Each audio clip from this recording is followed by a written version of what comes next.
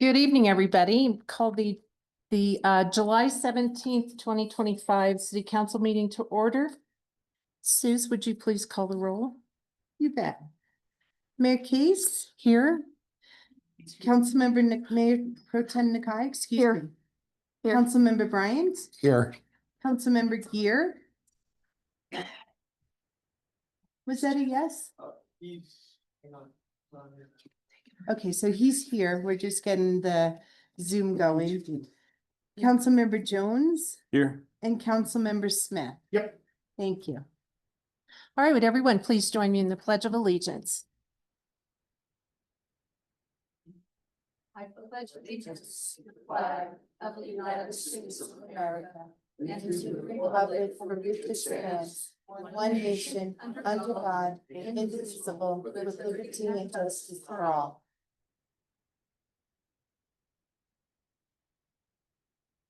Thank you. Just let you guys know, Jeff Gear is with us, but he is on the Zoom call today and will be participating from there. And our city attorney is as well. So help me remember. All right. Item 3, ceremonies, presentations, and appointments. Item A is acknowledgement and appreciation of Team Rubicon for fire mitigation at the Avenger Open Space. Cindy. Oh.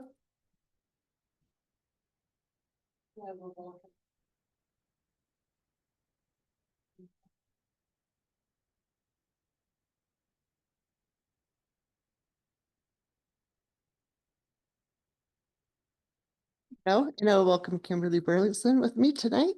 Welcome, Kimberly, as well. Good evening, Mayor and council members. Thank you for having us here tonight. The City of Woodland Park would like to recognize and extend our gratitude to Team Rubicon for their critical wildfire mitigation work at Avenger Open Space, taking place from July 11th through July 20th. The recently acquired Avenger Open Space is a treasured asset in our community as a recreational and wildlife corridor.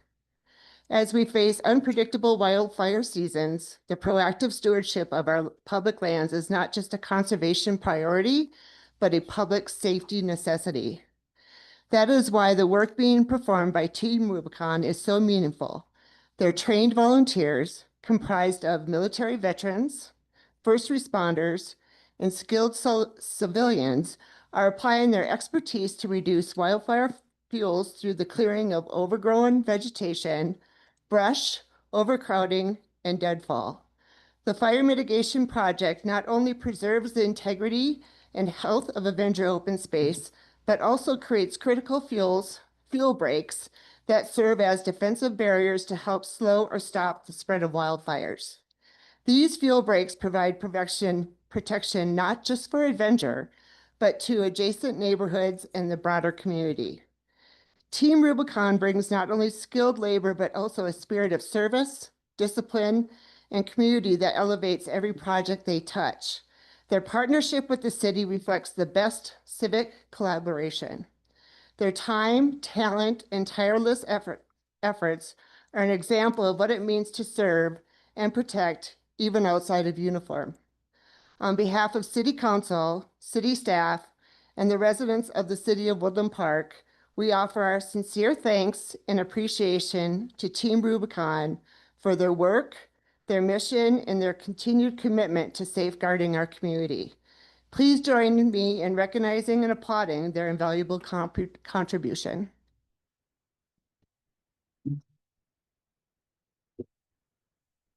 I would like to invite Dave Larrabee up from Team Rubicon to accept this certificate of appreciation on behalf of the City of Woodland Park. Thank you.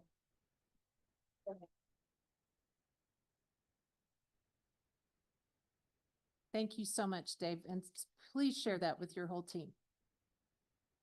Thank you. Item 3B is appointment to the Utility Advisory Committee. Suzanne, please. Thank you, Mayor Case. This evening, we have 2 appointments, and they are for incumbents Cindy Rumsey and Tim Radigan. They've served their time on the Utility Advisory Committee and their terms have expired and they've applied to be reappointed. Both of them are, is Tim here?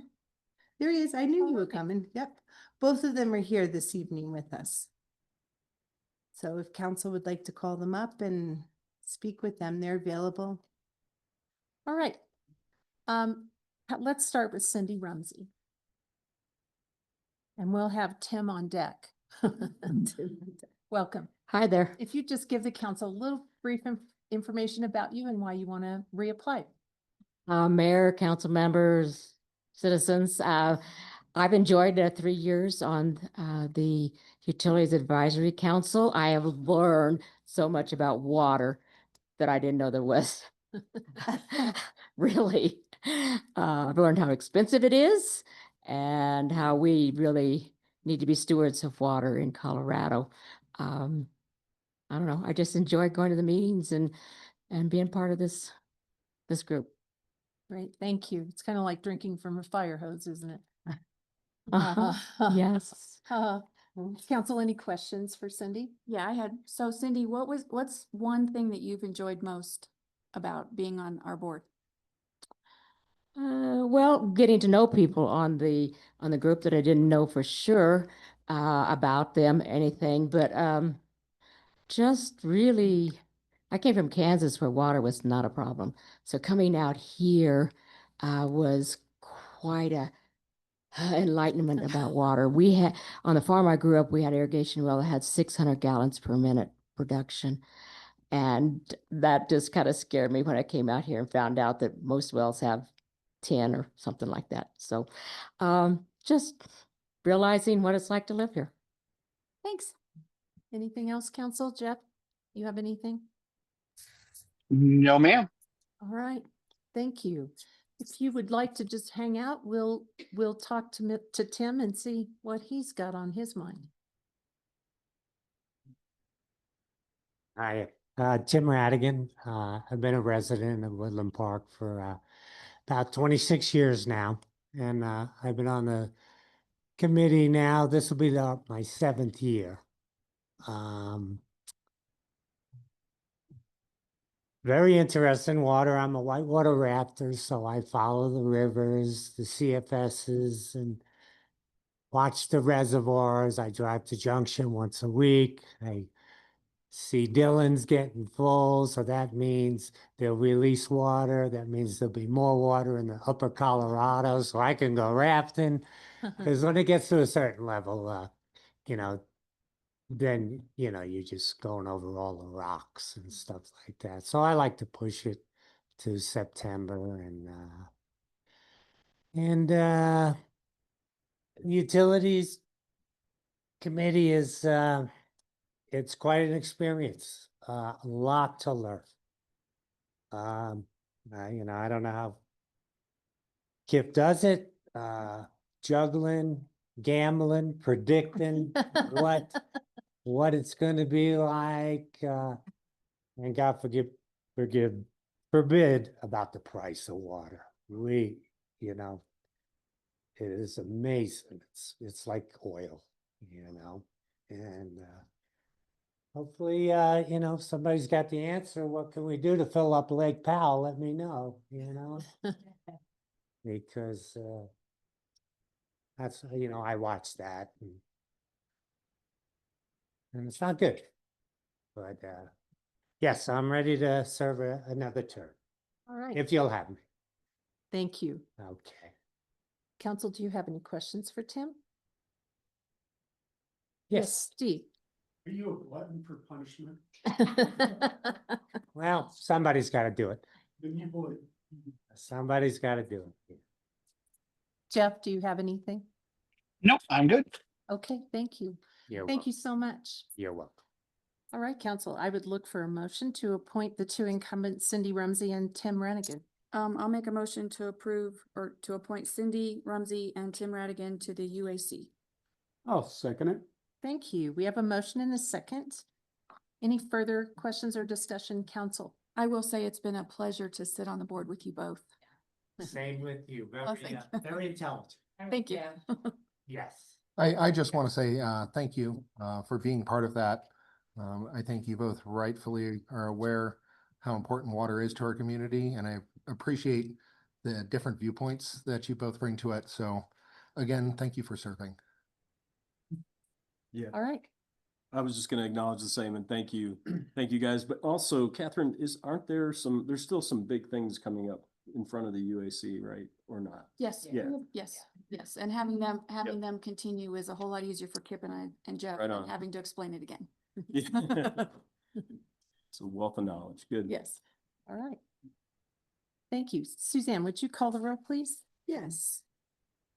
Case, Yes. Nakai, Yes. Bryant, Yes. Gear, Yes. Jones. Yes. Smith. Yes. Thank you. Motion carries unanimously. Thank And you. Mayor, with your permission, I would like to administer the oath of office to them. Please. Thank you. Okay, Tim and Cindy, come join me, please.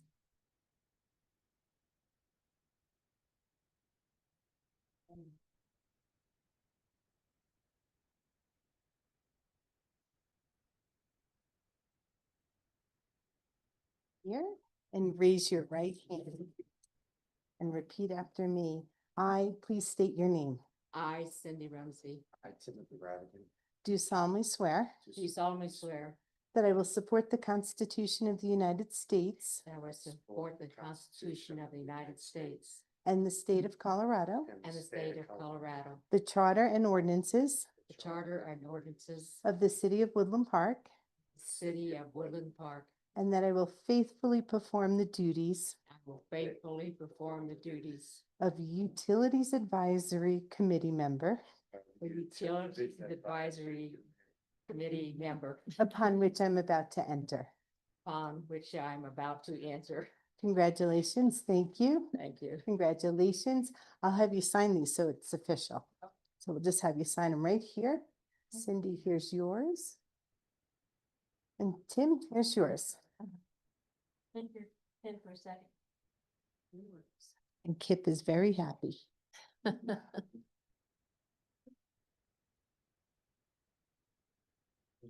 Yeah, I can take care of the rest for you. Okay, thank you. You're welcome. Congratulations and thank you for your service, both of you. Item 3C is appointment to the Downtown Development Authority. Suzanne, when you get ma'am. back to your chair, no Yes. rush. Thank you. This evening, as council will recall from the last council meeting, Mr. Bourne was unable to apply by the time we needed the application for, but he really wants to be back on the DDA. He's the incumbent, one of the incumbents. His terms are still eligible to be on the DDA, and he still meets all the criteria to be on the DDA. And I know the president or chair of the DDA would really like him to be on the DDA as well. He is here with us this evening to answer any questions council may have. So Al? Thank you, Suzanne. Council, just for your information, Al Bourne has been a member of the Downtown Development Authority since it became a thing. So he has been with us the Yes. entire journey. I'm Al. Welcome, Al. I reside at 704 Woodland Avenue, Thank you. Woodland Park. In the past, I've had 2 businesses in the town of Woodland Park, which I do not have anymore. My avenue onto the board now is that I'm a director at Park State Bank and Trust. And therefore I can continue to serve there. For experience, it starts way back. Yes, it does. I was first appointed to the Board of Trustees of the town of Woodland Park. Served a number of terms, was on the Charter Commission as an author and signator, served on city council, as mayor at one time.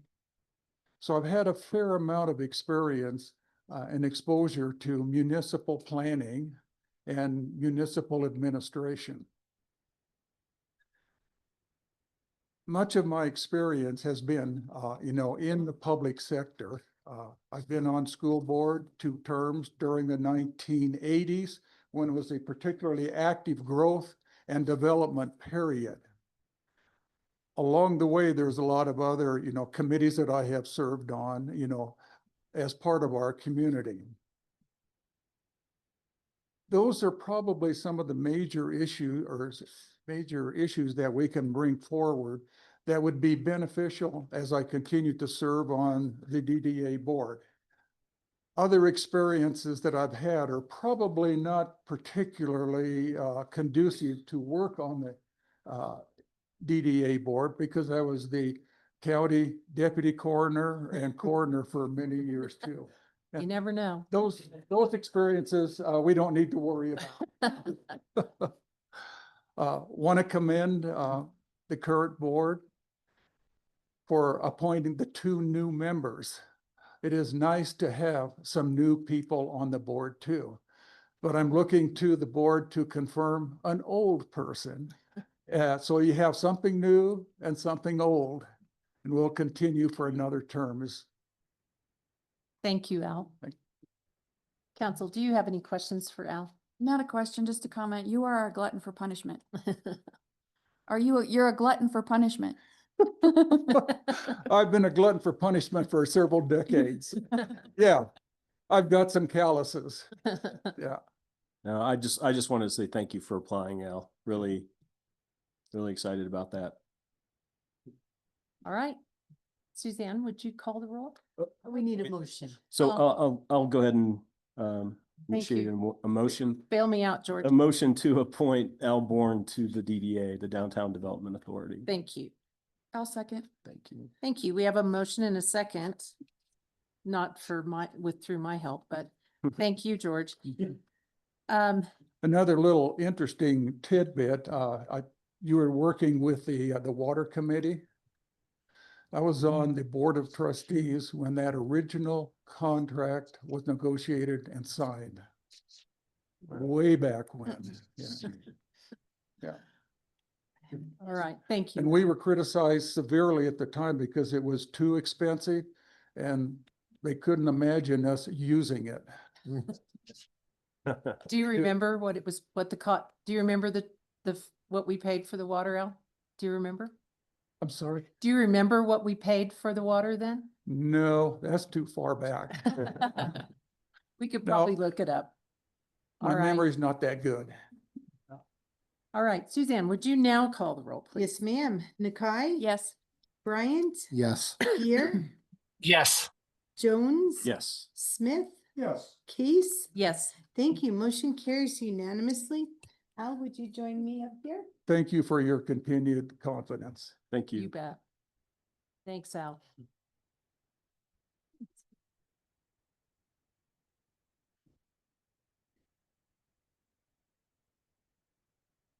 I'll have you raise your right hand, Al, and repeat after me. I, Al Bourne. I, Al Bourne. You down. probably know this by heart. Let's, go ahead. I, Al Bourne, I, Al Bourne, do solemnly swear. okay, that I will support the Constitution Constitution of the United States, and the Colorado, and the Charter of the City. you got it. I'm gonna be out of a job. Of Woodland Park, and that you will faithfully perform That I will faithfully perform the duties that devolve upon me as a DDA board member. as a DDA board member. Congratulations. There you go. Let's all just sign this. Just come right here. I'll just have you sign this. The old legs don't work as. That's well as they okay. Used to. Showed you, Suzanne. Yeah. Wonder, we could count the number of times he's done that.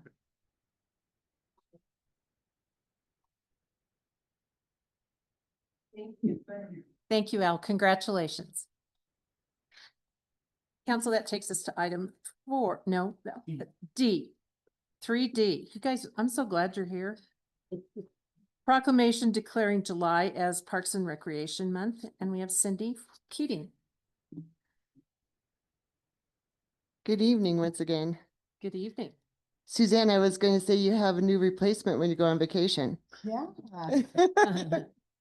Hired. So the National Parks and Recreation Association has recognized July as Parks and Recreation Month for the past 40 years.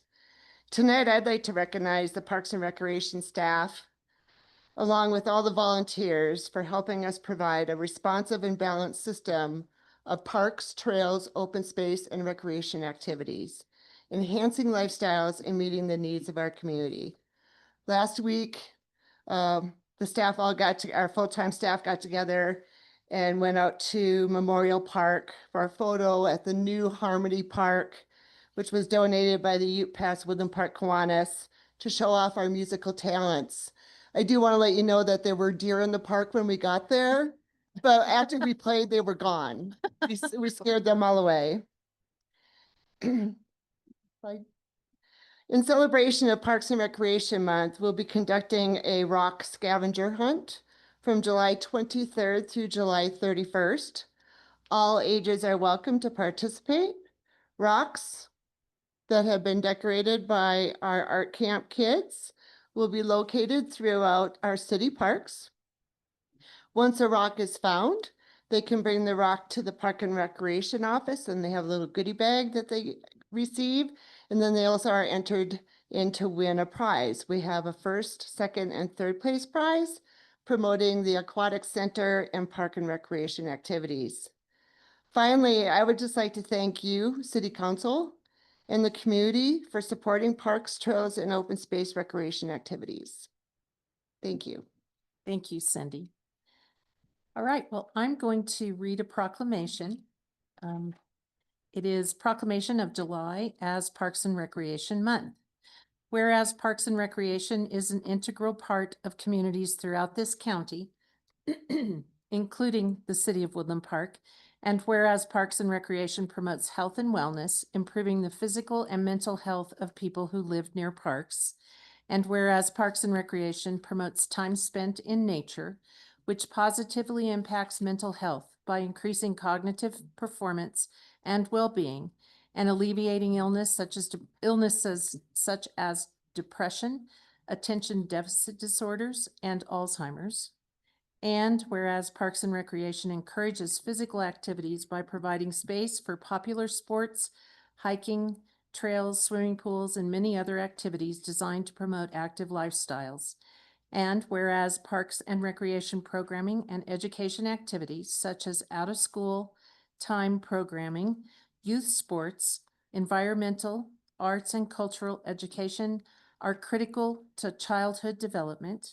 And whereas Parks and Recreation increases a community's economic prosperity through increased property values, expansion of the local tax base, increased tourism, the attraction and retention of businesses, and crime reduction.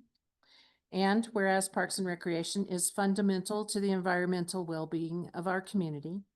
And whereas Parks and Recreation is essential and adaptable infrastructure that makes our communities resilient in the face of natural disasters and climate change.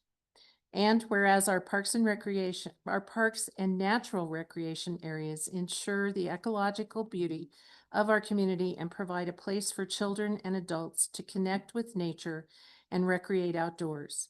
And whereas the U.S. House of Representatives has designated July as Parks and Recreation Month, and whereas the City of Woodland Park recognizes the benefits derived from parks and recreation resources. Now, therefore, be it resolved by the Mayor and City Council that July is recognized as Park and Recreation Month in the City of Woodland Park, Teller County.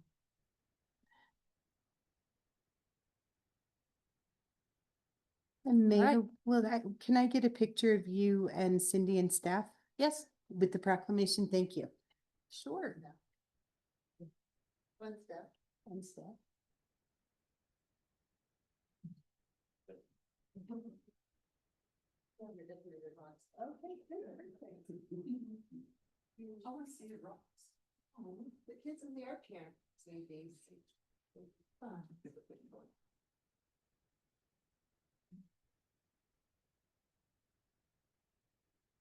Perfect, thank you. Thank you. Thank you. I'm covering for Kristen. Cindy has a. Thank you. Thanks, Mayor.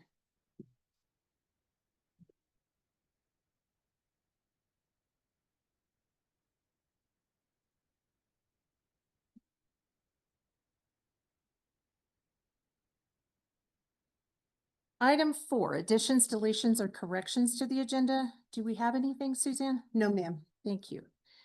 Number 5 is the consent calendar. Item A is review and acceptance of the statement of expenditures for June 2025. And B, approval of the June 19th, 2025 regularly scheduled city council meeting minutes. Would you like to pull anything off to discuss, or could I just have a motion for the consent calendar, please? Yeah, I make a motion, we approve the consent calendar as is. Thank you. Second. Thank you. Any further discussion, council? We have a motion and a second. Suzanne, would you call the roll? Thank you. Bryant, Yes. Gear, Yes. Jones, Yes. Smith, Yes. Case, Yes. Nakai. Yes. Thank you. Motion carries unanimously. Thank you, council. Item 6 is public comment on items not on the agenda. Do we have anyone online? No, ma'am, but we do have 2 people in the audience. All right. So we have Tom Gearhart is our first speaker this evening. Tom, if you would just tell us your name and city of residence, please, when you get to the podium.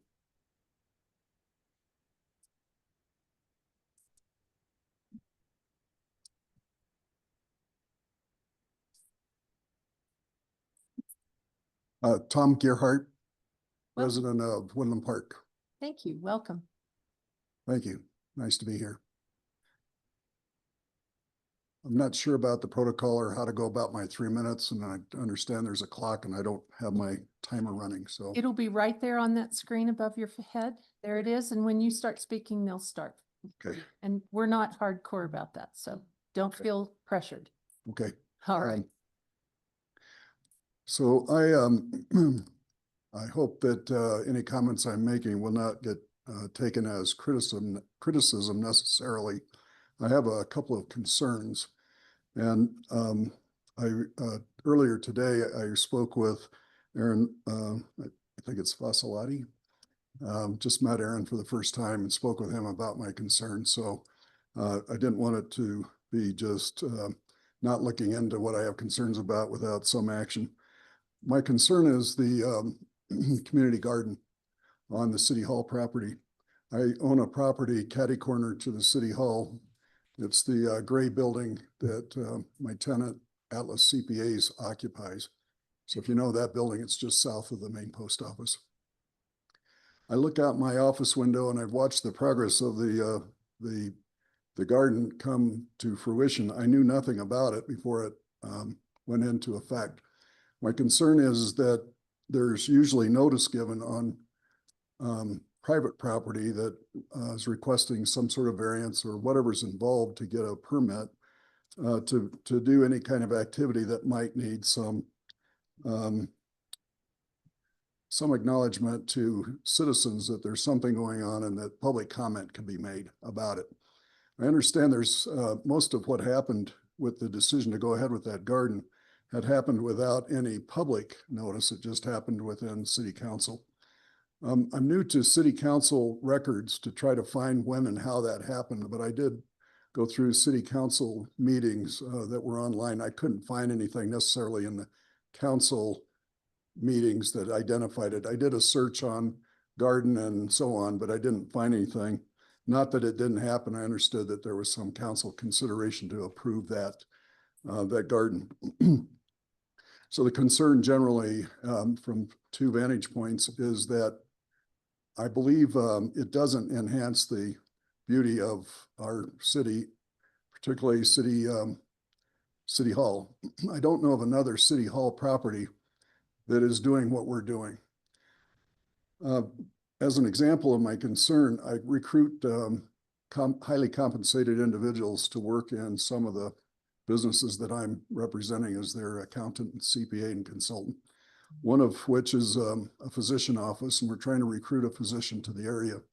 Most physicians, when we recruit, are looking at 2 things along with their families: school districts, shopping, cultural type things. If they were driving around Woodland Park and looking at what we have going, I know they may not notice that we have a garden growing or garden operation growing at City Hall, but it is kind of emblematic of what might be happening in our community. It doesn't say to me that we're enhancing beauty in our city. We're sort of letting some things happen that don't do that.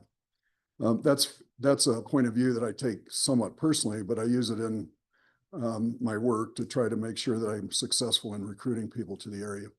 So that's a concern. The other concern I have is just as a citizen. In talking with Aaron, I couldn't determine that we are neutral with the effect economically. There are some resources that we have put into the project from the city's point of view and the city services that are not compensated by any kind of economic relief. I understood, I talked to Jody Miharis about the application for a grant. Apparently that had already been done years ago. They had money to resource all of the facility things like the, I call them horse troughs. That's what they look like to me. But those troughs that are out there to put dirt and growing stuff, the stuff that goes over the top and so on, were all paid for by a grant. But the city's not getting any compensation for the value of our water, for example. It may be neutral in terms of watering the grass underneath there in years past to what we're spending resources on and watering the garden. But nonetheless, we have an outside entity that's benefiting from our resources. Our staff resources were used to some extent. I'm also worried about reclamation. According to Jody, she said to me that it's permanent. I would hope that it's not permanent. I look at these pictures over here and I can imagine a four picture post board of City Hall with that garden thing out there. It doesn't look as attractive as any of those photos. We've done a wonderful job with our park, Memorial Park. I think it's Lions Park that's at 67 and 24. Why did that garden not go there, for example? Why are we picking City Hall of all places to put the garden? Mr. Gephardt, if you could finish up, please. That's my concerns. Okay, thank you, sir. Sorry we did let you go over quite a bit. But thank you for your input. We hear you. Suzanne, do we have someone else? We do. We have Teresa Gearhart. Ms. Gerhardt? Try to get 3 more minutes. Okay. Good try. She blew your cover. Anyone else? No, ma'am. All right, thank you. Anyone in the audience wishing to address the council? All right, seeing no one, we'll move ahead. Item 7 is unfinished business. We have none. Item 8 is ordinances on initial posting, and we have none of those either. But on item 9A, we have a public hearing, approval of ordinance number 1498, series 2025, and ordinance granting a special use permit for the purpose of Core Electric Cooperative to replace an existing 63-foot lattice communication tower with a new 120-foot lattice communication tower in paren 130 feet to the top of the appurtenances. Close paren. The subject property is located at the Southeast 4 section 23 and the portion of the East 2nd Northeast 4th section 26 lying north of Highway 24 and T12S R69W of the 6th prime meridian, also known as 5955 Trout Creek Road, Woodland Park, Colorado, in the agricultural zone. And that would be Mr. Gates. Thank you, Mayor. Thank you, Council. I have to amend you on that meets and bounds property description because that can get pretty rough sometimes, so. It can. I abbreviated it just like you Yeah, had it. It's all good. So as the mayor said, this is a request by Core Electric Cooperative and Legacy Title Holding Company, which is an Oklahoma nonprofit corporation, to replace an existing 63-foot lattice communication tower with a 120-foot lattice communication tower.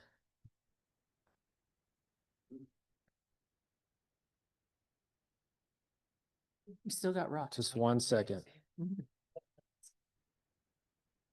Rob's diabolical back there. Do I need to reshare, Rob? Yep.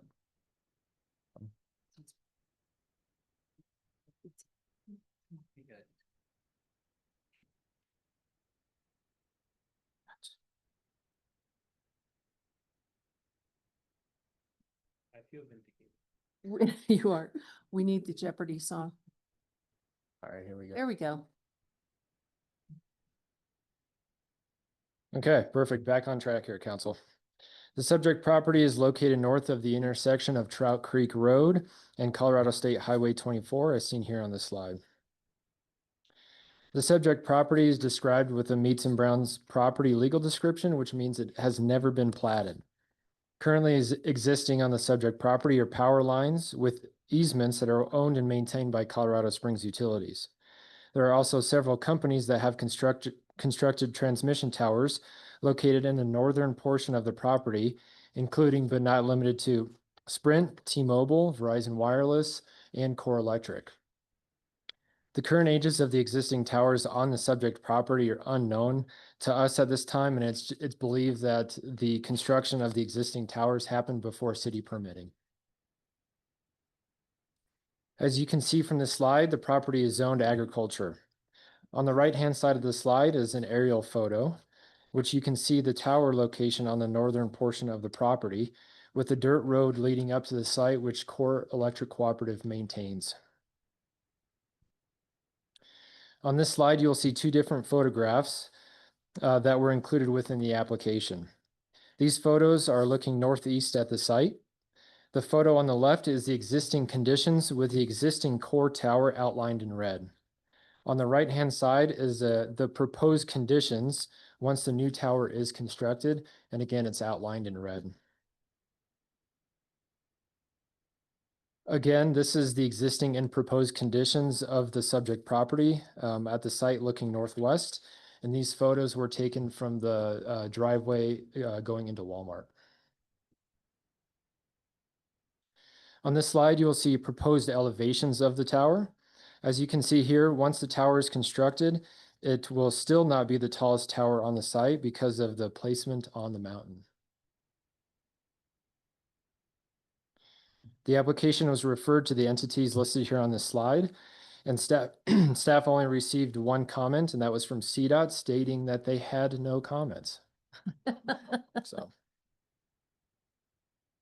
Municipal Code Section 18.61, which is special use permits, address the review of special use permit requests. A full analysis was included within the staff report, and I will not bore you all with all of those. I'm sure you guys read it already, but I do just want to point out a couple provisions here in the next few minutes here. So the first being item F, stating that the proposed development and use shall conform to the provisions, standards, and requirements of all city regulations. This may comply if the applicant adheres to the conditions of approval set forth within the ordinance. The second provision here is that the application must have adequate water supply. This proposal does not include any water because the proposed facility does not require or involve any water supply, wastewater disposal, solid waste disposal, air quality protection methods, or surface water drainage. On July 24th of 2024, the Woodland Park City Council approved Ordinance 1477, Series 2024, which amended Title V of the Woodland Park Municipal Code. The purpose of this ordinance is to regulate the placement, construction, and modification of wireless communication facilities. Again, the full analysis of the ordinance was included within the staff report. I would just like to call out on the screen about the landscaping provisions. The landscaping provision of this requirement is being waived due to the, or proposed of being waived due to the forested hilltop siding of the proposed development. The terrain and existing mature trees provide screening of the proposed tower. Due to the remote location and lack of water, it is not realistic to plant new trees for this tower replacement. And lastly, this provision states that no security fencing or any portion thereof shall consist of barbed wire or chain link materials unless temporarily approved by the city. A 7-foot high chain link fence is proposed around the new tower, and the equipment shelter is planned to connect to the fence in order to secure the facility. Due to the remote location again of this facility and the natural screening provided by the terrain, staff is comfortable with the chain link fence provided that it is equipped with a anti-climbing device per this ordinance. Planning Commission held a public hearing on June 12th, 2025. And after that hearing, Planning Commission voted unanimously to recommend that City Council approve the special use permit, subject to the following conditions. The first, excuse me, the first being applicant must submit a signed statement from the qualified radio frequency engineer. And this item has been met, and the applicant has submitted that to staff. 2, the owner of the property and applicant have each submitted an affidavit acknowledging that each is responsible for the removal of the wireless communication facility, including related accessory equipment that is abandoned or unused for a period of 6 months. 3, this approval expires if the WCF is not established within 1 year of the approval, or it is abandoned or unused for a period of 6 months. All work being done pursuant to the WCF applications must be completed in accordance of all applicable building and safety requirements as set forth in the city code and any other applicable regulations. In addition, all WCF applications shall comply with the following: any permitting, licensing, or issued by the local or state, federal agency jurisdiction, comply with easements, covenants, and conditions or restrictions, remain free of trash, debris, litter, graffiti, and other forms of vandalism, be maintained in good working condition and the standard established at the time of the application. The application shall provide a compliance report within 45 days after the installation of the WCF, demonstrating that as installed and in operation, it complies with the conditions of approval, applicable city requirements, and standard regulations. Prior to construction, all applications shall provide construction documents to the City of Woodland Park showing that security fencing will be constructed. Prior to construction of the proposed tower, the applicant must submit for and gain approval of a zoning development permit with the City of Woodland Park, including associated construction documents, which was submitted yesterday by the applicant. Post-construction use of the facility is subject to operational standards contained in Municipal Code Section 5.24.070, which include federal requirements, radio frequency standards, signal inferences, legal access, operation and maintenance, abandonment and removal, hazard materials, in compliance with other laws. And lastly, staff's recommendation is to approve Ordinance 1498, Series 2025, which a draft of that was included within the staff report, as presented. And the mayor did such a good job with the meets and bounds property description. I'm not going to attempt that. So, and we also have a representative with Core Electric here today, which he has a brief presentation. So if you guys have questions for me, I'm available, or else Brooks Kaufman can come up here as well and give a brief presentation. Thank you, CJ. Would you like to come to the podium and address the council and share any great information? Any of you?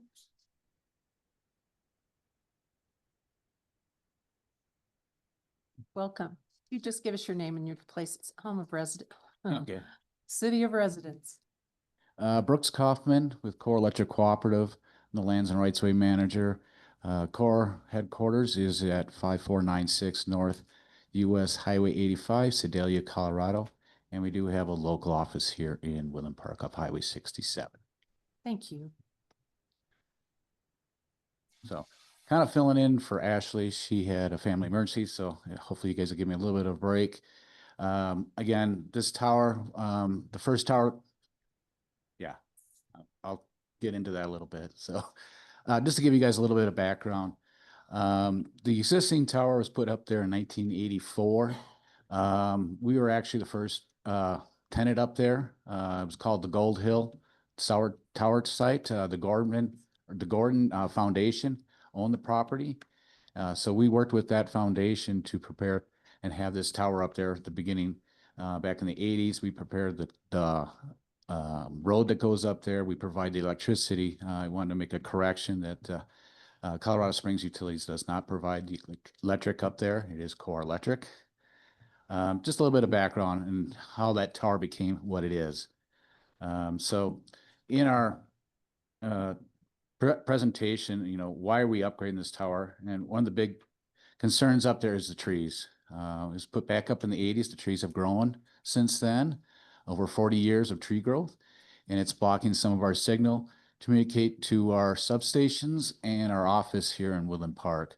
So that was the intent of this tower. So we went back, looked at trying to ways to figure out a way to mitigate that without cutting trees, and we came back with having to do a taller tower.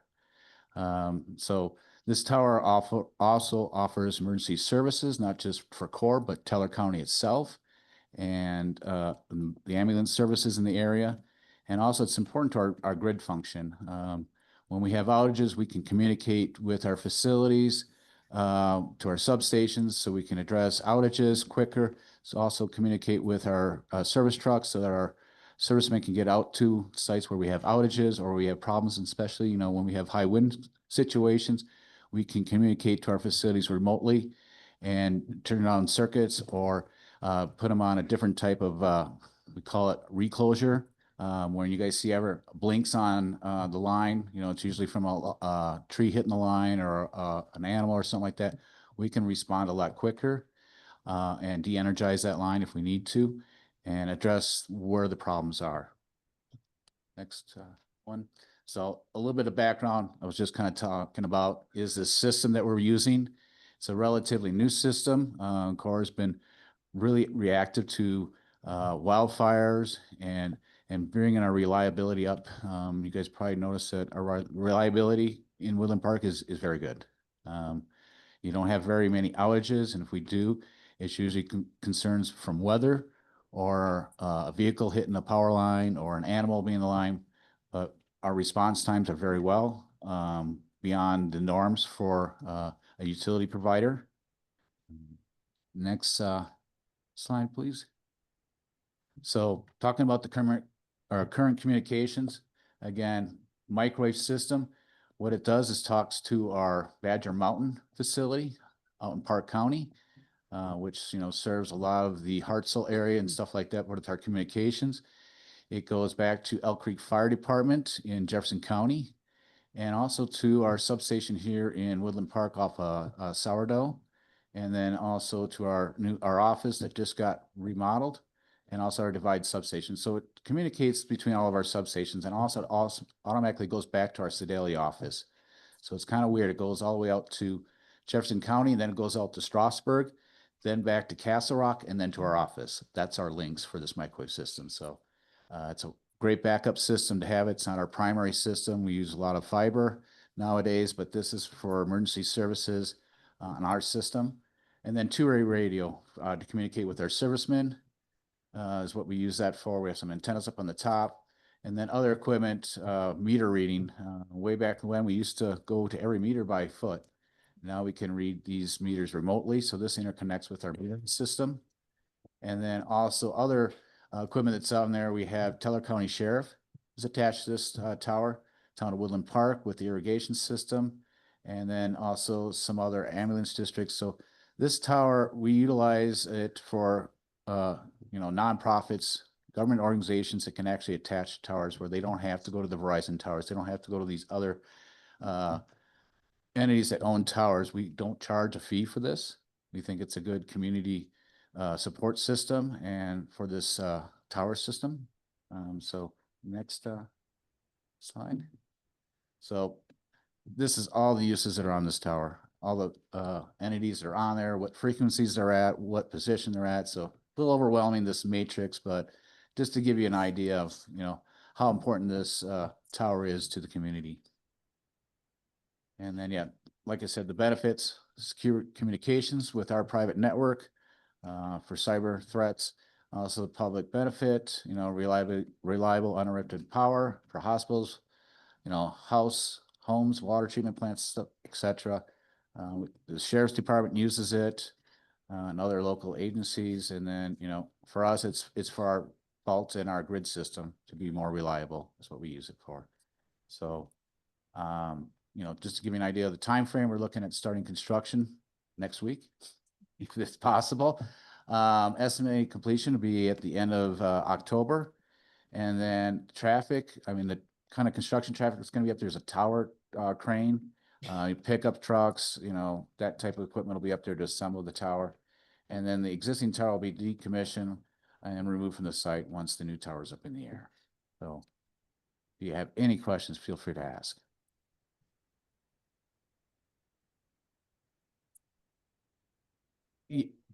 Okay. Yeah. We went with the lattice structure. I mean, that's existing what we have, but also lattice structure gives us more points to attach to microwaves than a single monopole. So the attachments are a little easier and also to construct. Where a monopole, you have to do it in probably 3 sections. As lattice structure, we could probably do it in 4 sections and do it in smaller and have a smaller crane since it is not very accessible up there. Thank you. Council, do you have any questions for the applicant? I do. Catherine? I just had a quick one. You didn't really go over it, but the wildlife protection cameras, what are those all about? What those are for, actually, it's for the U.S. Forest Service and local fire districts. We have one of them right now on our Elk Creek Fire, and basically it looks at the Front Range.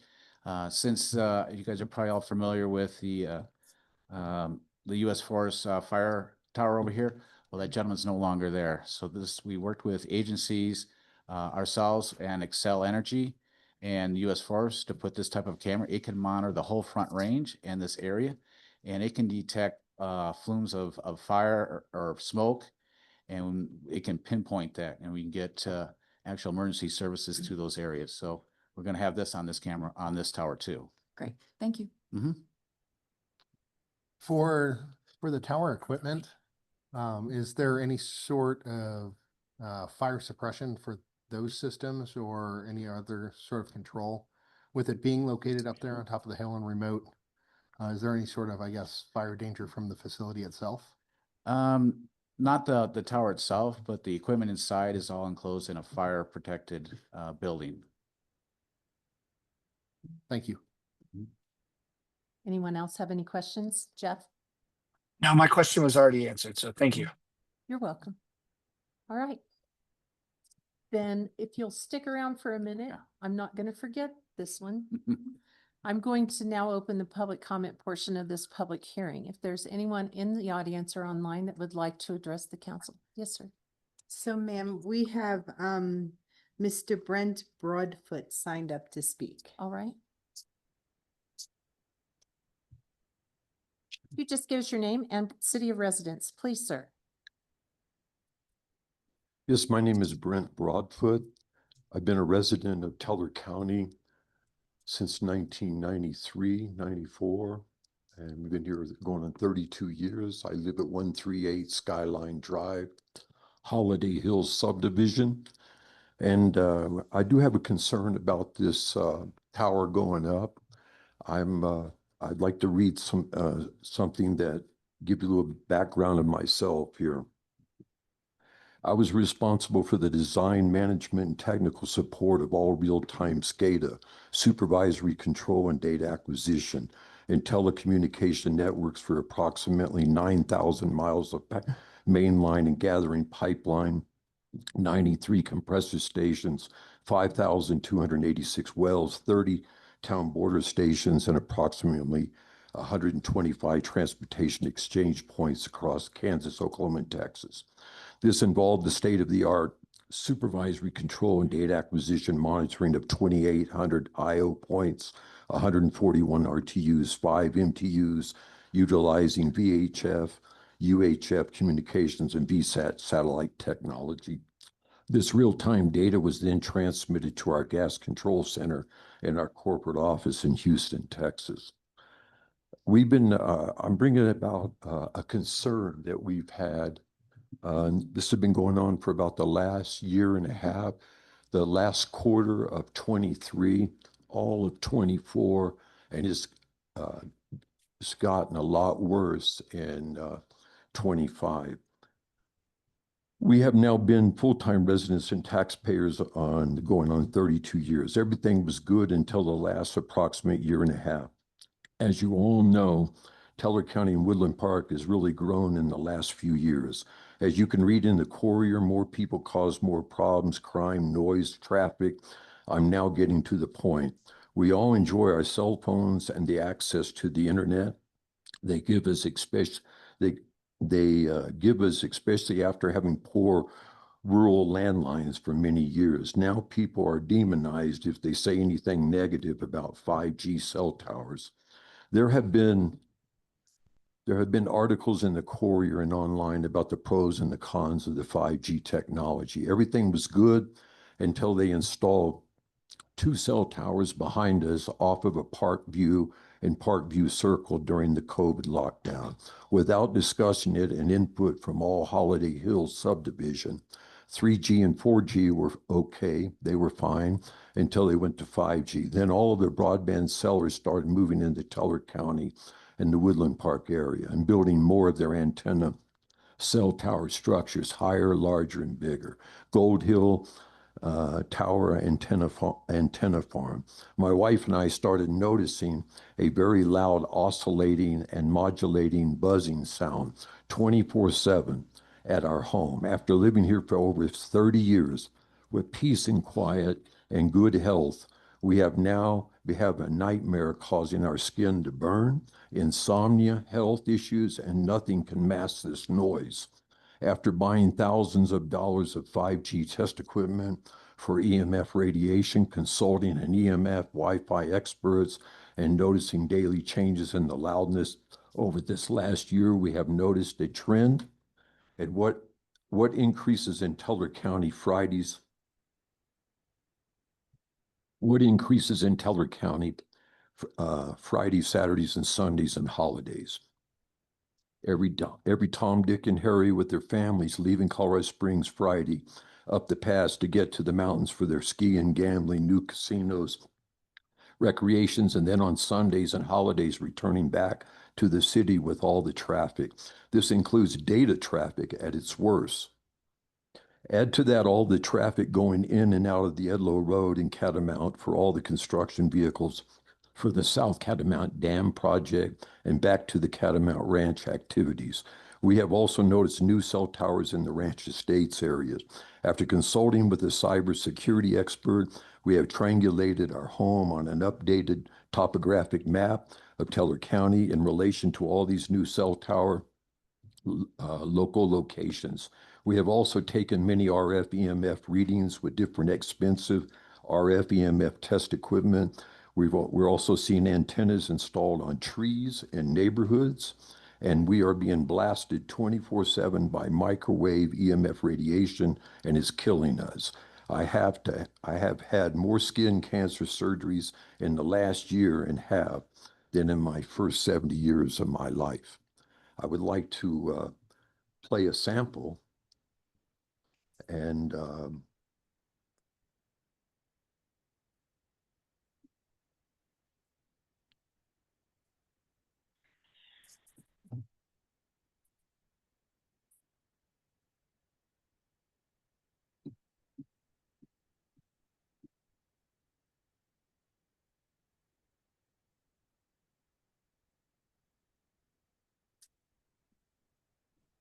there's another one.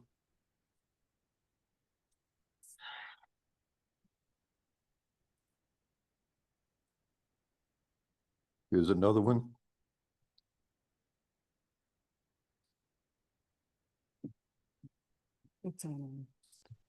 This is what we hear in our home and here and everywhere we go. It is not leaving our bodies. It's in our head. I have an email here from this gentleman has a master's degrees in computer science. He's a cybersecurity expert for one of the largest airlines in the country. Brent, here is my current working hypothesis. Peak Internet Bureau installed your neighbor's point-to-point internet, receiving and transmitting to data from the tower in Woodland Park. While your neighbor is constrained in RF output to the Woodland Park tower, perhaps the company boosted the signal to get to him and ensure good data speeds. While a portion of the RF energy is captured by your neighbor's antenna, a lot of it keeps going to hit your house. Goal is to identify operating frequency, determine RF power level hitting your house, and see if it's above legal levels. The antenna operating frequency is from 5.150 gigahertz to 5.875 gigahertz. We need a spectrum analyzer that can go to 6 gig. So this is a concern. I think I recently had my house at one of the top realtors here has been here for 30 years. My house is over 6 figures, and people are telling me, well, you just got to move. Well, I'm not moving. And something has to be, should be a concern about this. This is 24/7, what you just heard. So imagine that in your house 24/7. I've been a musician. I've built professional recording studios. I've been a recording engineer for 50 years. And I'm not against technology. I really enjoy technology. I think we all enjoy our cell phones and what it gives to us, and especially when they're not buffering like they used to with the old landlines. But my concern is to bring an awareness to this.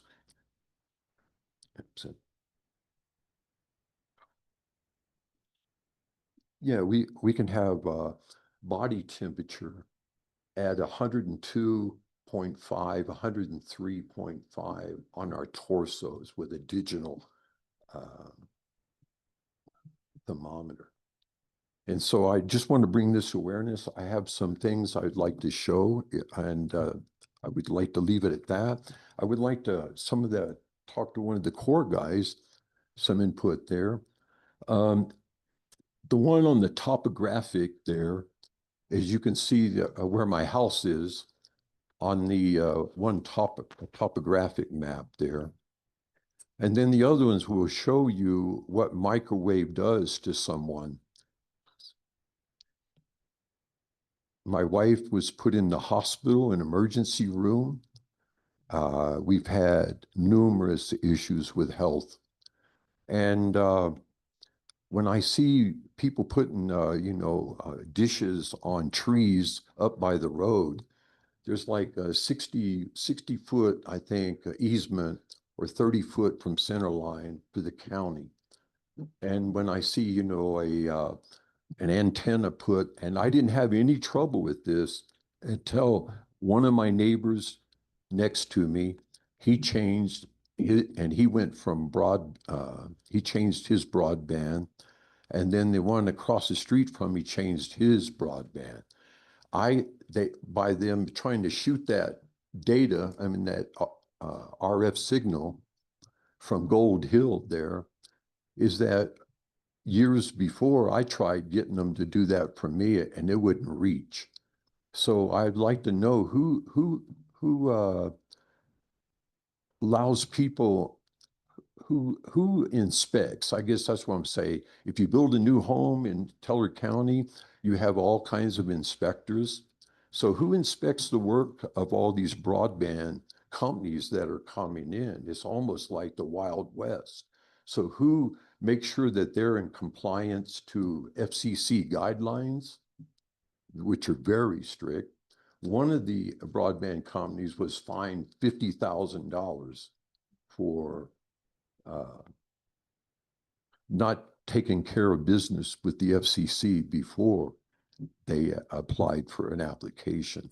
So I just wanted to bring this to the attention and have it for record there. And again, I'm not a conspiracy theorist. I'll leave this with a quote from Elon Musk. Someone asked him when he bought Twitter, what did he learn from it all?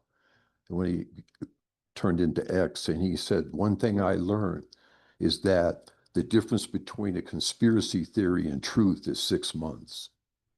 So I leave it at that. And I just want to be on record about this. And I want to work with anybody to be able to stop this, and any recommendation council has for me or my wife and I to help us in any way. So I just want to thank you so much for your time. You're very welcome, and thank you for coming to visit with us. We appreciate it. And I know that everyone in the room has made note. Thank of you your for listening. comments. We appreciate it. You bet. Have a wonderful. Suzanne, do we have anyone else signed up? No, ma'am. Anyone else in the audience wishing to address the council on this item? Seeing no one, I will close the public comment portion of this public hearing and look for further discussion or a motion from the council.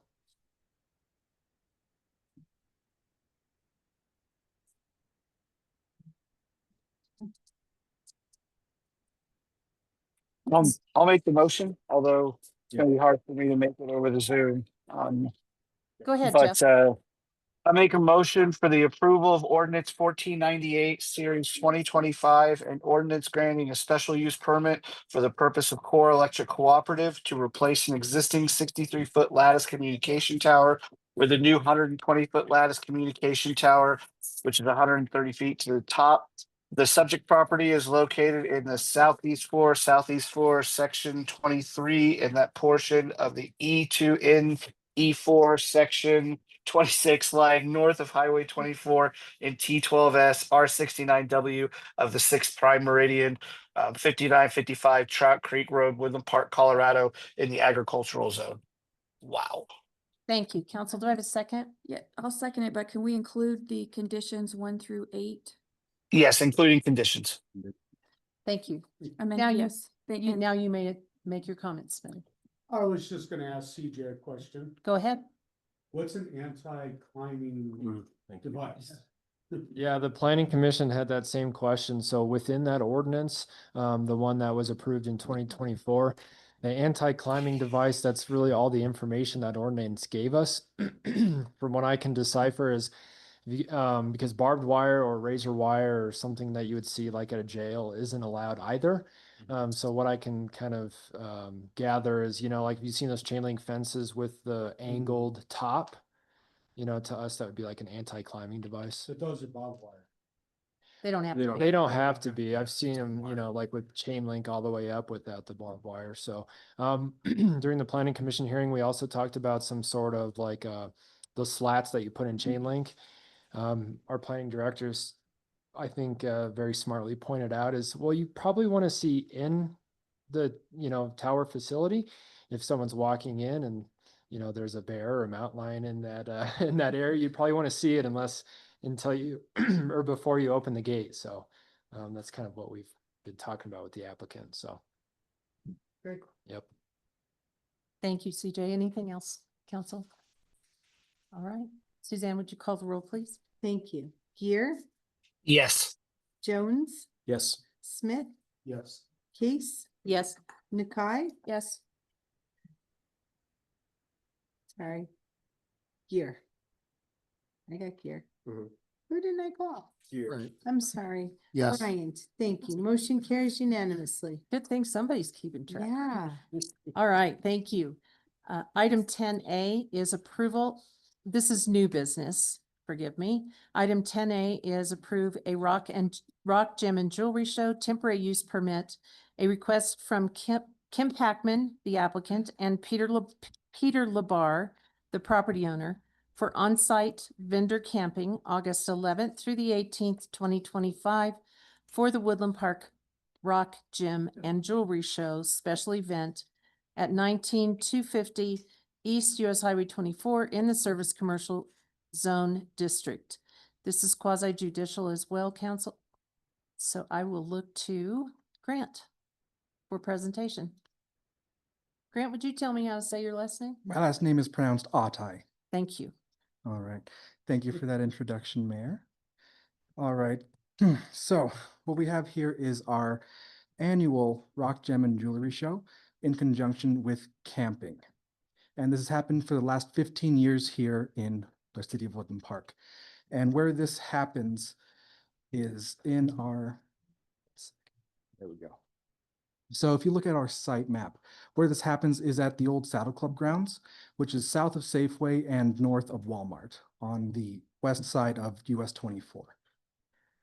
And normally our TUPs, which is the temporary use permit, these happen administratively, and that comes through our department in planning. We route it to our various departments, and most do not come to city council. And why this one comes to city council is due to the camping. And there is no administrative way to approve camping other than through you guys. And so in this particular case of this temporary use permit, we have 45 vendors that are asking for camping. And the new addition to this one is instead of the generators turning off at 9 PM as they've done in the previous year, they ask for that to be turned off by 10 PM on the evening. All right. And staff recommends that we approve this temporary use permit subject to 10 conditions. That number one, camping shall occur only between 9 AM August 11th through 9 PM August 18, 2025. Condition two, camping shall be for event volunteers and vendors only with no more than 45 camping units permitted on site at any given time. Condition three, camping units shall include tents, camper trailers, recreational vehicles, and pickup campers. Condition four, camping units shall not be connected to city water or sewer and shall be self-contained. Condition five, on and off-site trash, garbage, and debris shall be cleaned up during and upon cessation of camping. On-site cleanup shall be coordinated and with and enforced by the property owner and event coordinator. Condition six, the event coordinator shall be responsive to complaints received, if any. Condition seven, all lights for the camping and event areas shall be downcast, fully shielded, and turned off by 9 PM each night. Condition eight, all generators, if any, shall be turned off by 10 PM. Condition nine, the event coordinator and all campers shall be at all times subject to Municipal Code 9.41 noise. Condition 10, at no time shall campers, vendors, event volunteers, or guests and participants obstruct access to the City of Woodland Park lift station. I'm available for any questions, and our applicant, Kim Packham, is here as well. Thank you, Grant. Council, do you have any questions of staff or should we invite the applicant? Well, I have a question for staff. Mr. Grant, along with all these recommendations and such, nothing was brought up in regards to campfires. So what is the deal? Are they allowed to? And then who's going to monitor those people that are doing campfires? Because we are still pretty dry even though we have the rain. That is my biggest concern. That is an excellent question, Councilmember Smith. And I think Kim Packham would be more equipped to answer that question for you. I had a quick question just for, I'm assuming we've had no noise complaints from the last year's.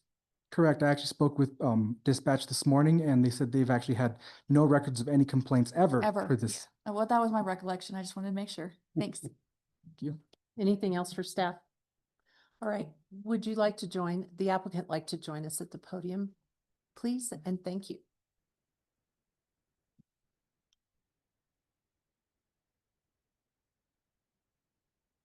And you're welcome to share anything you plan to share with the council, and then we'll ask if you can answer Steve's question. Okay. My name is Kim Packham. I live at 87 Plum Creek Road in Divide, Colorado. I've been here since 1979. And as they've said, we've had our show for 15 years now. My husband's 82. We're retiring this year, and we've turned the show over to somebody who also lives in Divide, Colorado. One thing I want to say is we have worked with the city, and the city has just been fantastic. I have absolutely no complaints whatsoever. There have been some people that I would have liked to have kept forever, like Sally Riley. But we have really enjoyed working with the city. And as to your comment about the fires, we have never had any fires, any campfires or anything down there. Anything you guys would like to have me tell my people, I will say no campfires. It's never been a problem. We've never had a problem with that.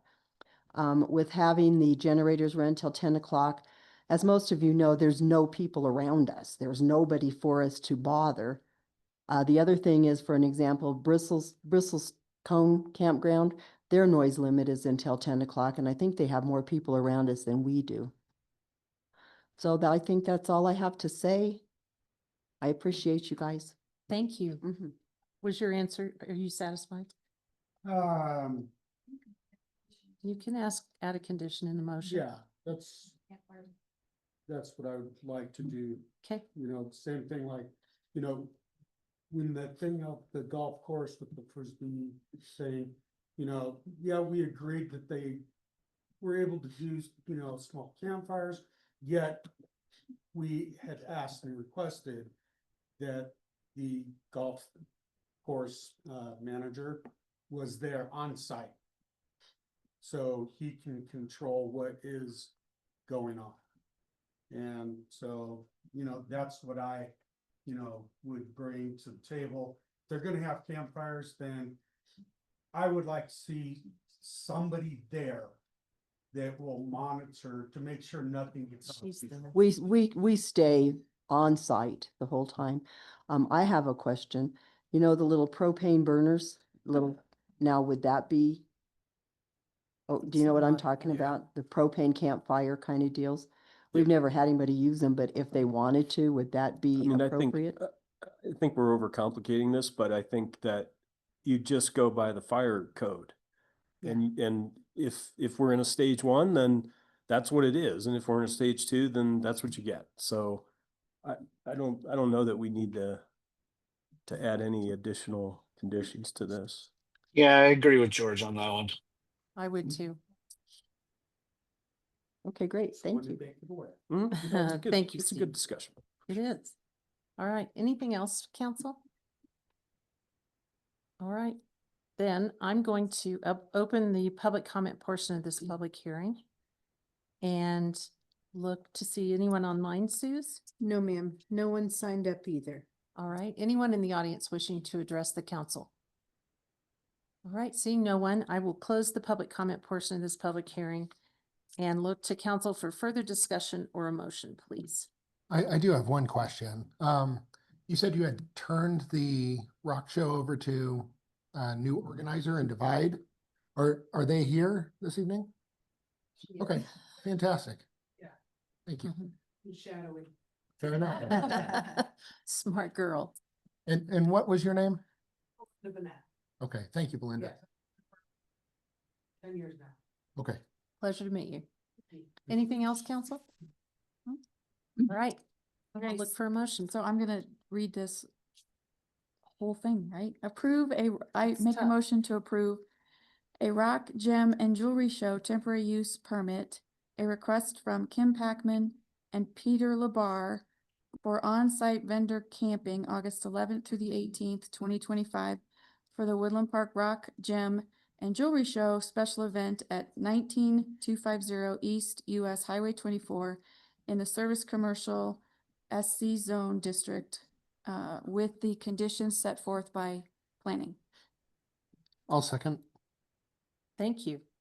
Any further discussion, council? We have a motion and a second. All right, Suzanne, would you call the roll, please? Thank you. Jones, Yes. Smith, Yes. Case, Yes. Nakai, Yes. Bryant, Yes. Gear. Yes. Thank you. Motion carries unanimously. Thank you, council. Look, do have one more comment. would you come to the podium, please?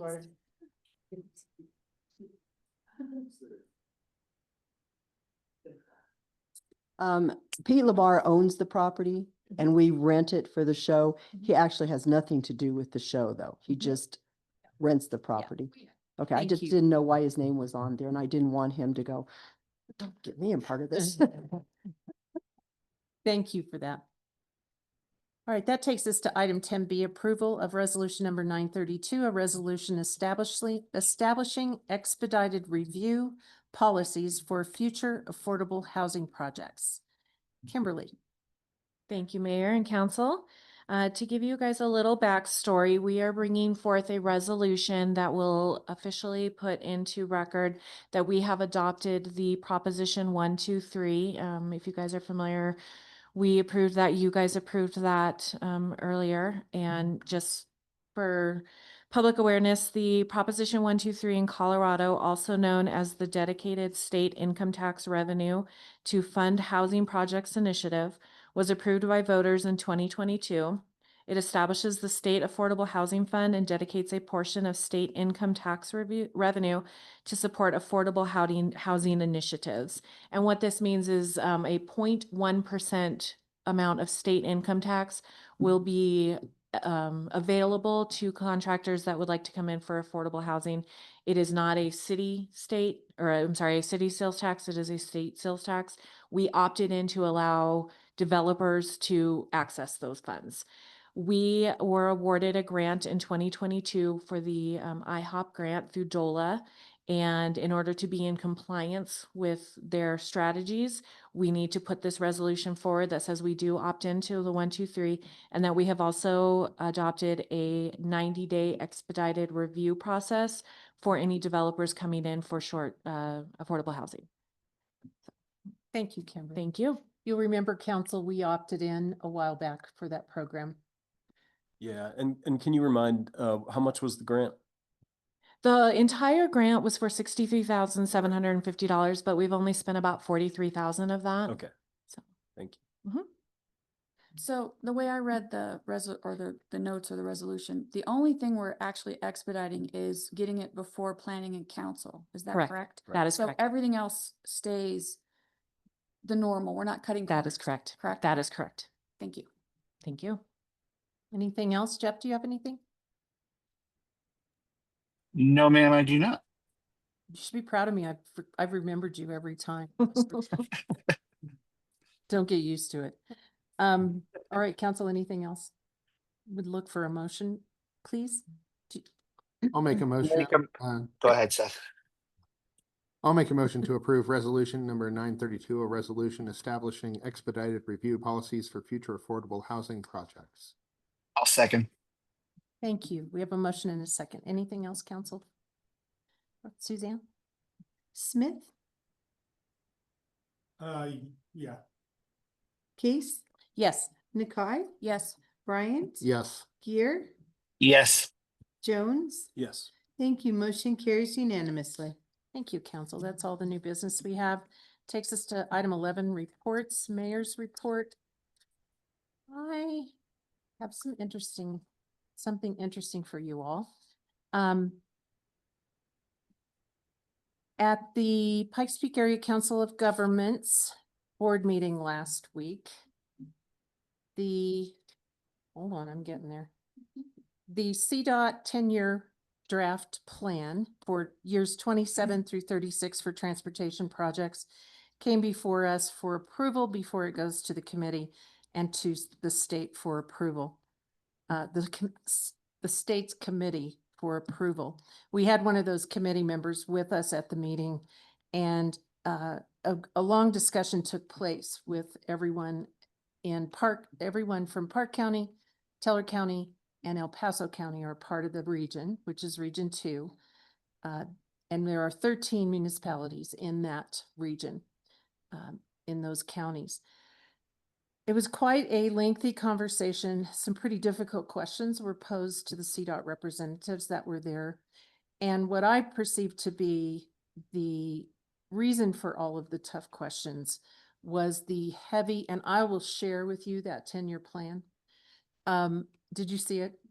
And it was very heavy on Front Range, multimodal transportation, being bus services, transfer stations, mobility hubs, park and rides, etc., and such related things.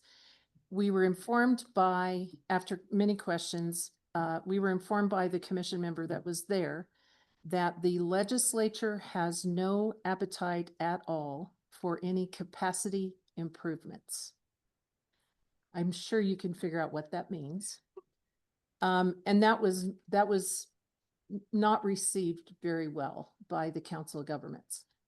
And so when the vote came after even further questioning, and this was also has to do with Policy Directive 14, which I'm intend to get and peruse myself, and I'll share that as well if you're interested, which is what's limiting and driving all of this. It was also approved by the legislature, I believe. And so this Council of Governments that we're a member of, the plan failed by a vote of 9-6. It was asked about from CDOT, what that meant before we even took the vote. And unfortunately, it probably won't make any difference on whether or not the plan is approved. However, the intent was to carry a message to the legislature that their lack of appetite is not acceptable to this region. I'm not sure what other regions have done. There's the whole Front Range. I mean, you know, the Denver, Fort Collins.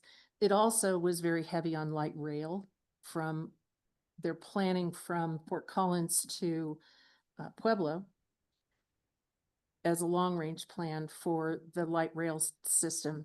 So anyway, wanted to share that with you all and with our community to let you know that your representatives, I represent the council on that board, was not sent a message to the legislature. Eric Stone, our county commissioner, is the representative from Teller County. And so anyway, I wanted the community to know that and you as a council to know that. And I'm happy to share that plan with all of you and with staff, if you don't already have it. Well, after that wonderful news, USAFA, which is the United States Air Force Academy, welcomed 1,100 cadets for the class of 2029 the week of June 23rd. That's a lot. That's all I have for now. The events, Catherine? Mayor. Oh, events. It's not my night tonight. That's what we're here for. I promise I'll be better next time. All right, community events, July 17th through August 7th. On Saturday, July 26th from 10 a.m. to 4 p.m. at the Woodland Park Public Library is the Creative Spaces celebration. There will be food, refreshments, tours, and demonstrations. Come to learn about your community creative spaces and how to take part in the upcoming Creatives Showcase.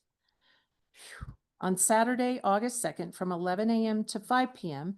at Memorial Park is the 17th annual Vino and Notes Festival. Come for a free wine at glass. Sorry.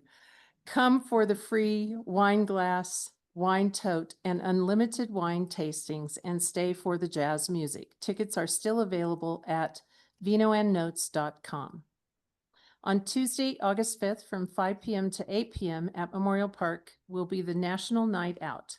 This is a free community event where you can join your first responders and neighbors for food activities, snow cones, games, and more.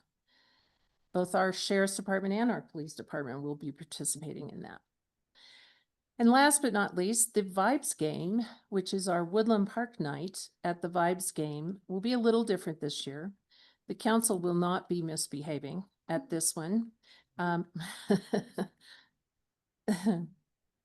Discount tickets for the Vibes Game for the Woodland Park night against the Oakland Ballers on Friday, August 15th are available through midnight on August 12th.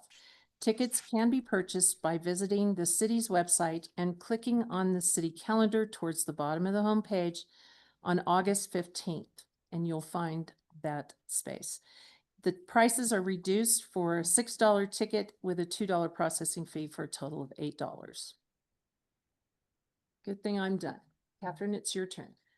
Okay, so charter review met, we took June off. We discussed a number of things. The recall length, petition certification to try to match state statute, along with timing of resignations to avoid a recall election. And then we discussed council compensation and annexations, which those are all still in discussions. And then we reviewed draft ordinances regarding term limits for boards and commissions, additional planning commission requirements to serve, and a slight wording change for the municipal court to judge not to be drunk. Excuse me. The next charter review meeting is August 13th at 2:30 p.m. in the upstairs conference room. And that's all I have. Can I ask you a question? Yes. A couple of questions. So the reconciliation of, we just all went through this recall process. Yes. The reconciliation with state statute, what does that mean? Like we're out of? So, no, yeah, we're not in, with state statute, and Sue can correct me if I'm wrong, but she only had 5 days to certify 6 petitions, Oh, and state statutes allows 30. days, Okay. 3 days. So that's what we're, Yeah, that's great. Okay. Yeah. And hopefully we never have to and exercise that. yes, hopefully. Um, And the other question? So soon, you're gonna need to be bringing forward stuff to Yes. council. What's the ETA on that? November, I believe, right? Yeah. Yeah. So in order for council to consider these, if council would choose to move any of them forward to the ballot, Aaron and I worked a timeline out, and we'd like to bring you the initial postings and then public hearings in November. Okay. So then I For can have for the April election, so I can have them ready for the ballot Gotcha. in January. Perfect. So you got some time. Not much. Not much, Not yeah. much, but I mean, yes. take it Usually- soon off. It usually No. takes a year, the whole process. What it usually takes, it takes about a year. So, I know. Well, yeah. I mean, yes, so we're making good progress. Okay, good. Seth? All right, thank you. On June 21st, it's been a while since we didn't have our first meeting in July, but on June 21st, we had the citywide cleanup for Keep Woodland Park Beautiful. Just an amazing turnout. So many people were there. I'd like to thank the volunteers who came and did an incredible job removing a ton of bags of trash and garbage and debris from our streets and really got our city looking tip-top shape for the 4th of July. Also a huge thank you to the city support staff. There were a lot of people from Public Works and Parks and Department that helped facilitate that. And of course, the Keep Woodland Park Beautiful Committee, that's led by Cassidy Gilganas. They really just did an excellent job making sure that there was a plan to get volunteers out there and working and that no energy was really wasted. We also had a lot of amazing community sponsors, some businesses who donated supplies and food for volunteers, and again, helped facilitate the event. It wouldn't have been as successful without them. So a special thank you to Jimmy John's for lunch and Java House for coffee, Walmart and Safeway for some snacks and supplies, and John Gamelke out there for some delicious donuts. Thank you for providing those for us. If you'd like to get involved in the Keep Woodland Park Beautiful Committee, we do have space on the organization and are always looking for fresh energy. So, additionally, I attended my first charter review meeting.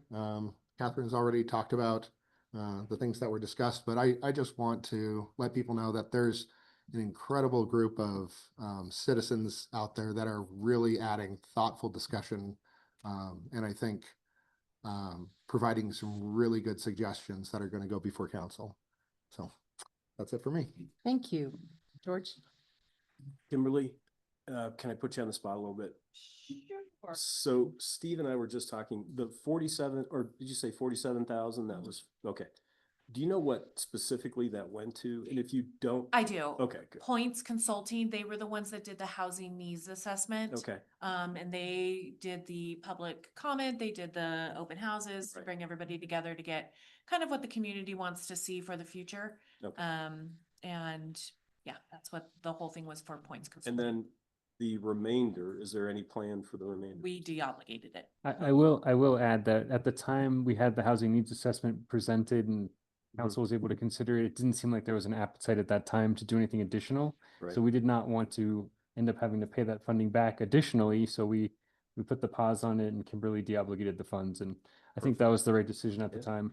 Okay, good. Thank you for bringing that back up. And sorry to put you on the spot.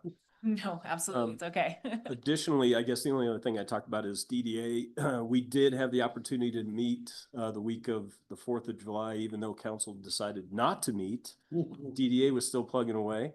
We had a good meeting. We had the 2 new DDA members on and both contributed greatly. So thank you for the appointments.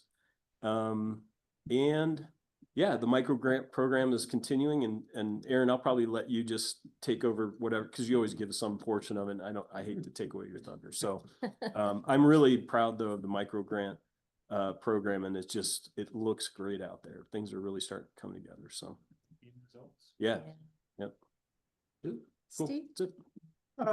I'm just gonna say congratulations to the 3 that got back on the glutton for punishment. Committees?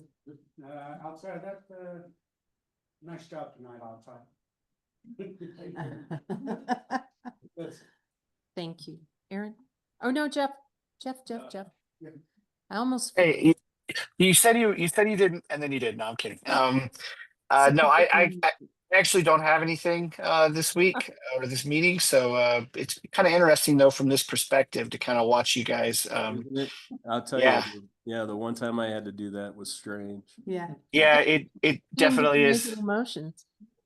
Yeah, well, Make you know, I emotions. tried to participate at least as much as I could.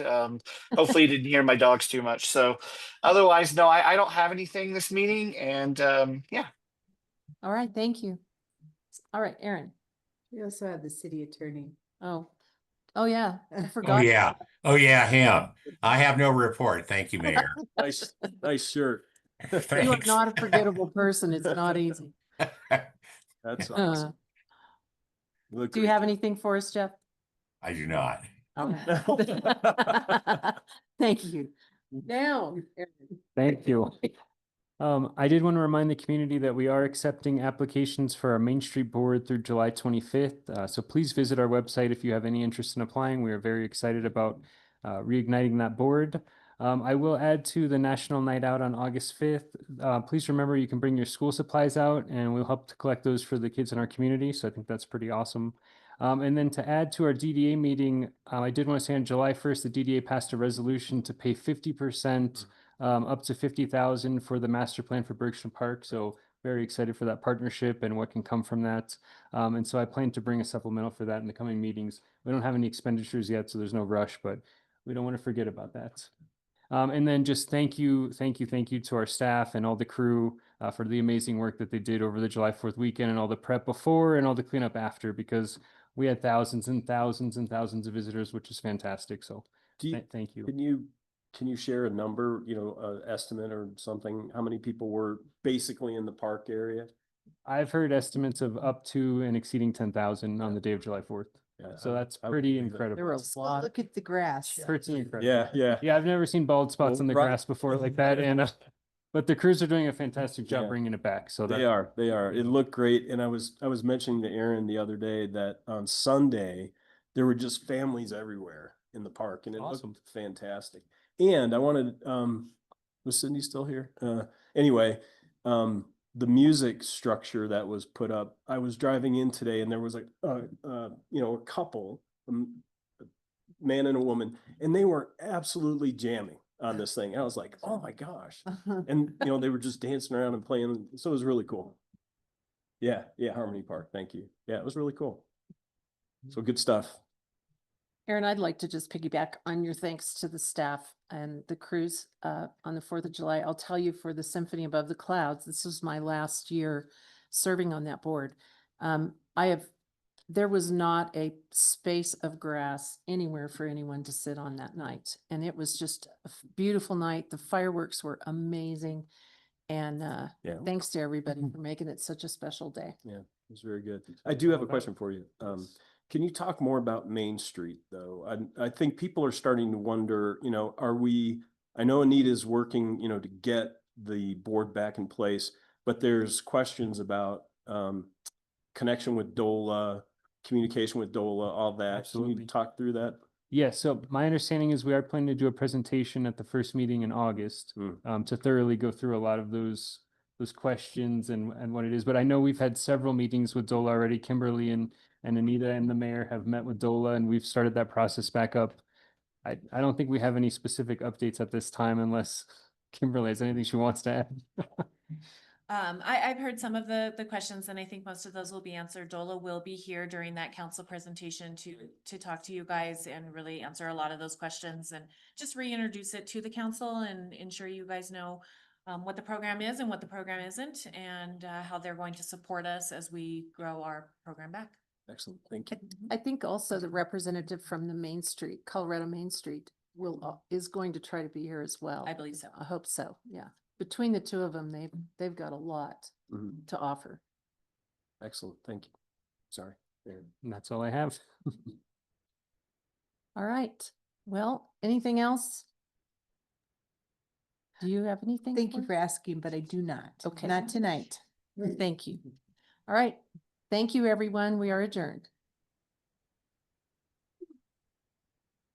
Bye-bye.